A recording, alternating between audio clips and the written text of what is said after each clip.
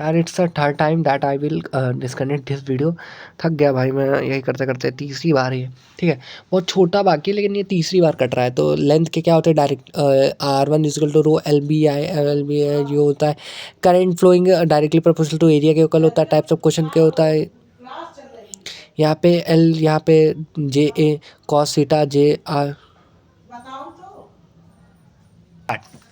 है ना। तो यहाँ पे ओमिक ट्रांसफर क्वेश्चन हो गया। यहाँ पे J is equal to C square के फाइंड द टोटल करंट, यहाँ पे ये आता है। सर्कुलर लूप में क्या होता है, I is equal to pi C R 4/R2 constant होता है। और important point consider does conductor does not get a charge, conductor कभी भी चार्ज नहीं करते हैं। ठीक है, I is equal to I is same along the wire के सेम होता है। करंट और density and electric field strength और drift velocity are the inversely proportional to the area. ये सारे एरिया के इन्वर्सली प्रोपोर्शनल I1 I2 के इक्वल होता है। But A1 is less than A2, so J1 is greater than J2 and E1 and VD1 is greater than VD2। I constant है, I is equal to N V D N A. I constant होता है, N E भी constant होता है, ए भी constant होता है और वी डी भी मतलब पूरा ही टर्म यहाँ पे कांस्टेंट होता है। Where the current passes to the conductor do not get charge, area बढ़ेगा, वी डी बढ़ेगा, V D is directly inversely proportional to area. If the wire is stretch on the times on stretch to the end time of the its original length, its new resistance will be n square. देखो यहाँ पे ये point बताया ना, यही point मैंने starting में यहाँ पे लिखा था। ये देखो लेंथ बढ़ाते, एरिया को स्ट्रेच करके बढ़ाएंगे तो n स्क्वायर हो जाएगा। J is directly J is equal to I A होता है जो कि कांस्टेंट होता है। J is inversely proportional to area होता है, एरिया के ये हो गया। अब देखो यहाँ पे आता है अगला chapter, that is your alternating current. तो 3 पार्ट में इसको अपलोड कर रहा हूँ, जबकि ब्रेक एक भी पार्ट में मैंने नहीं लिया है। तो कांस्टेंट सारे पार्ट रिकॉर्ड कर रहा हूँ। बट मेरी कॉल आ गई, एक कॉल एक मेरी गलती की वजह से, चुतियापे की वजह से कट गया। बाकी सारे हुआ, बल्कि मैंने कहीं भी कॉल काटी या कोई क्या पे कहीं पे रुका नहीं हूँ। मैं कांस्टेंट बोल रहा हूँ, 2 घंटे 3 घंटे का ज़्यादा हो गया ये मेरे हिसाब से। इसमें भी चार्जिंग ख़त्म होने वाली है। ठीक है, अब देखो अगला टॉपिक क्या है, अल्टरनेटिंग करंट। अल्टरनेटिंग करंट क्या होता है, द करंट हुज रुक जाओ यार, अल्टरनेटिंग करंट लास्ट में करेंगे। लास्ट थोड़ा बड़ा चैप्टर है और अल्टरनेटिंग करंट इसलिए लास्ट में करूँगा ना भाई, क्योंकि तुम समझो यार, मैं अल्टरनेटिंग करंट इसलिए लास्ट में करूँगा क्योंकि मैं लेट के पूरा चैप्टर ख़त्म कर दूँगा। ठीक है, इसलिए। तो देखो यहाँ पे मूविंग चार्जेस मैग्नेटिज्म की बात कर लेते हैं। मूविंग चार्जेस एंड मैग्नेटिज्म में देखो magnetic effect of the current की बात कर लेते हैं। Current carrying conductor from the magnetic field around its, this current carrying conductor from the magnetic field around is called forms it called the magnetic effect of current. उसके बाद क्या आता है, direction of the magnetic field line given by the right hand thumb rule. Right hand thumb rule के द्वारा दिया जाता है। थंब क्या इंडिकेट करता है, करंट को करता है, और कल फिंगर को क्या, मैग्नेटिक फील्ड लाइंस को करती हैं। और यहाँ पे एक और पॉइंट हमने दिया था, मिडिल फिंगर के डायरेक्शन को इंडिकेट करती है। और magnetic field is produces by the moving charges. Magnetic field जो मूविंग चार्जेस से प्रोड्यूस हो रही है वो क्या, मूविंग चार्जेस क्या होता है, मैग्नेटिक फील्ड और इलेक्ट्रिक फील्ड दोनों बोथ प्रोड्यूस होती है। रेस्ट चार्ज क्या होता है, ओनली इलेक्ट्रिक फील्ड के ऊपर होता है। और करंट कैरिंग कंडक्टर में क्या होता है, ओनली द मैग्नेटिक फील्ड होता है और नो नेट चार्ज, इसमें कोई भी नेट चार्ज नहीं होता है। और लेंज फोर्स की बात कर लेते हैं। It is a force on moving charges is magnetic field, moving charges on the magnetic field. F is equal to Q V B sine theta, F is equal to Q V B sine theta, F is equal to Q V V sine theta. ये होता है, ये इसके 2 तरीके से हम लिख सकते हैं। केस 1 क्या होगा, when the charge is in the rest, v is equal to 0 तो f is equal to also 0। v अगर 0 हो गया तो तुम्हारा f भी 0 हो जाएगा। Case 2, charge moving parallel to the field, q 0 है तो field q v v sine theta f भी 0 हो जाएगा। Charge moving on the triple, अगर यहाँ पे चार्ज यहाँ पे ट्रिपल कर देते हैं, फील्ड 180 हो जाती है। Q is equal to Q V sine theta 180, तब भी हमारा चार्ज 0 हो जाएगा। ठीक है, when the charge is rest, charge 0 है या फिर चार्ज पैरेलल है तब भी 0 होगा, चार्ज 0 है तब भी 0 होगा। और अगर यहाँ पे ट्रिपल कर देते हैं तब भी 180 कर देते हैं, मतलब 90 90 180, 90 भी होगा तब भी 0 हो जाएगा। 90 होगा तब जीरो नहीं होगा, 180 होगा तब जीरो हो जाएगा। When the velocity of the charge is perpendicular to the field Q90 is the maximum force of the acting on the charge. अगर Q90 का मैक्सिमम फोर्स होता है एक्टिंग ऑन द चार्ज पे, दैट इज FQB sin 90 क्या होता है, F is equal to QVB।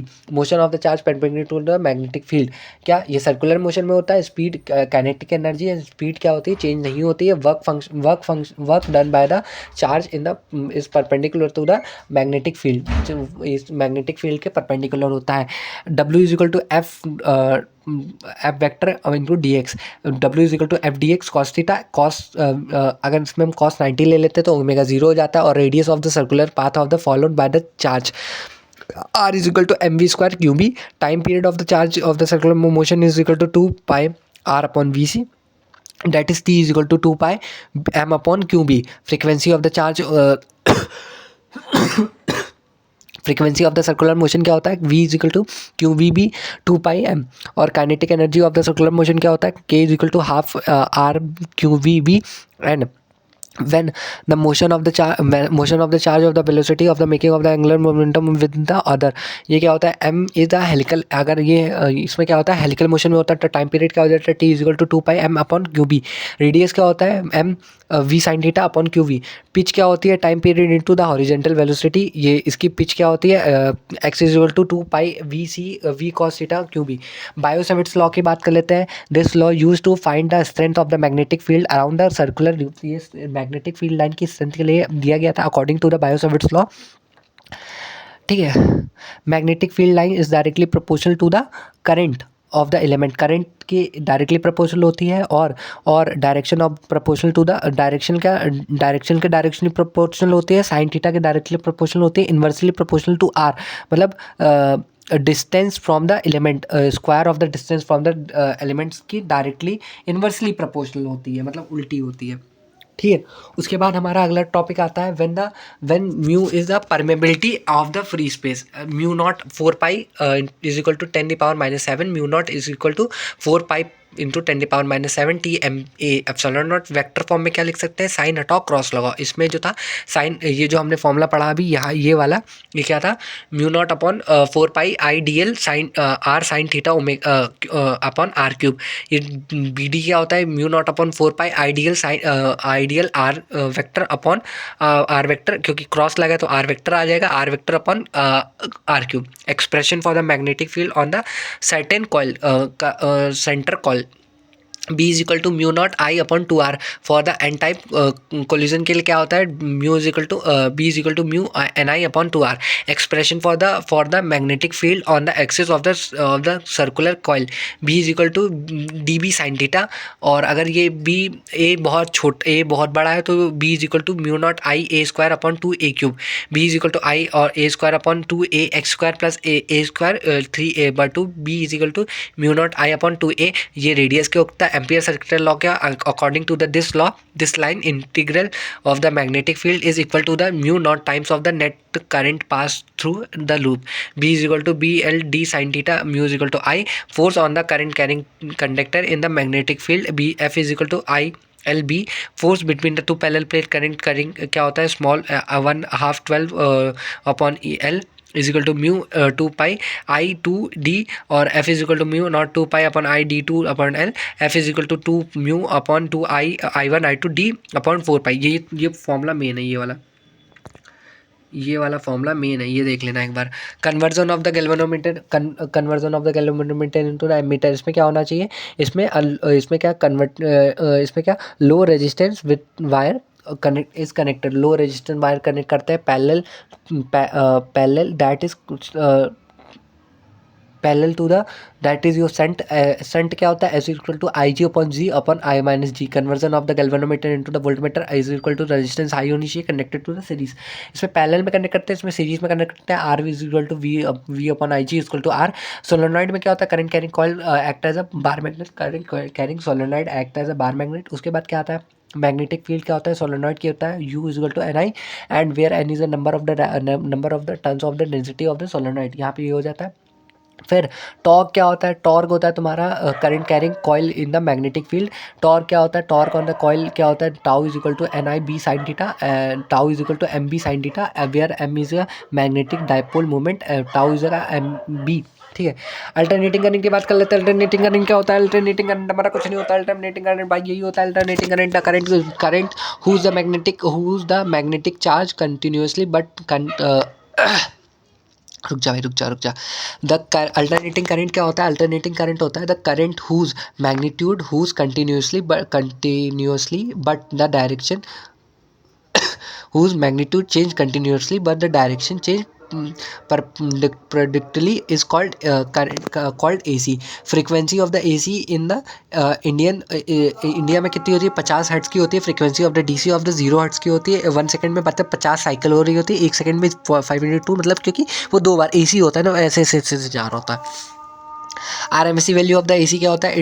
It is defined as the value of the DC और DC that would produces the same heating effect in the given resistance at it produces AC when the pass from the same time. देखो, it is defined as the value of the DC that would be produce for the same heating effect in the given resistance at produces AC when the pass from the same resistance से पास कर रही होती है। It is called the effective value of the virtual values of the AC. AC does not shows the chemical effect but shows the heating effect. ये chemical effect नहीं दिखाती लेकिन heating effect दिखाता है। RMS वैल्यू IRMS क्या होता है? IRMS का स्क्वायर, IRMS 2 का स्क्वायर, मतलब ये क्या होता है? IRMS integration of the I square DT upon T। Galvanometer क्या होता है? गैल्वेनोमीटर एक डिवाइस है based on the heating effect of the current to measure the AC in the state of the devices based on the magnetic effect of the current. Hot